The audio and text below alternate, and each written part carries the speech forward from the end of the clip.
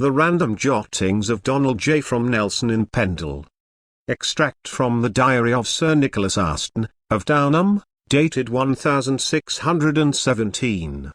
June 1, 1617. Today I paid a visit to John Parker, hoping to persuade him to join the commission in favour of my cousin Robinson against Sir Thomas Metcalf. The situation between them has escalated to a level of lawlessness that resembles a civil war. It is imperative that we bring about a resolution and restore peace to Raydale House in Wensleydale. June 4. This evening, an ominous event unfolded.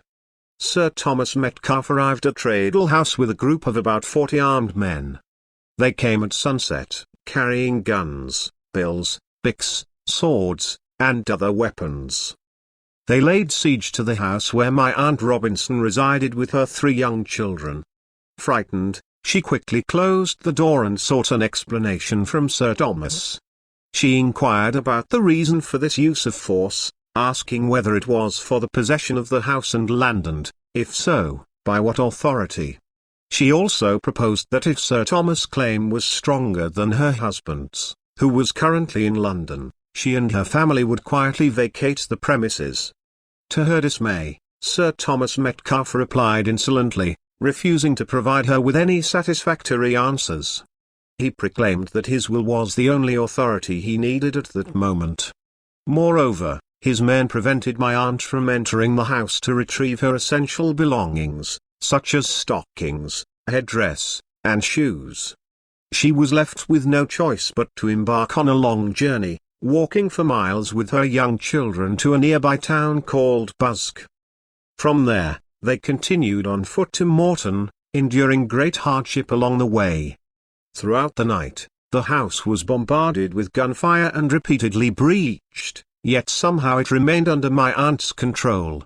June 5. Desperate for help, my aunt sought assistance from Mr. Midlands and Sir Arthur Dakin, 2 justices of the peace. Sadly, they were unable to offer her any remedy for the situation. Left with no alternative, she embarked on a double horse ride to York to plead her case before the council.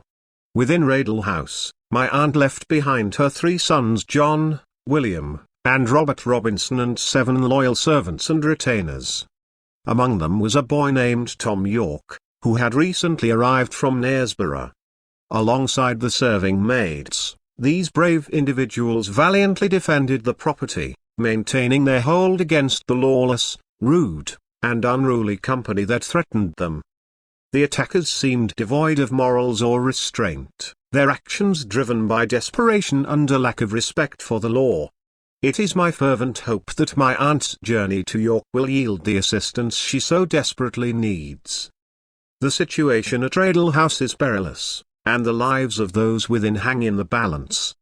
I shall continue to document the events as they unfold, praying for a swift and just resolution to this troubling conflict. By Donald J.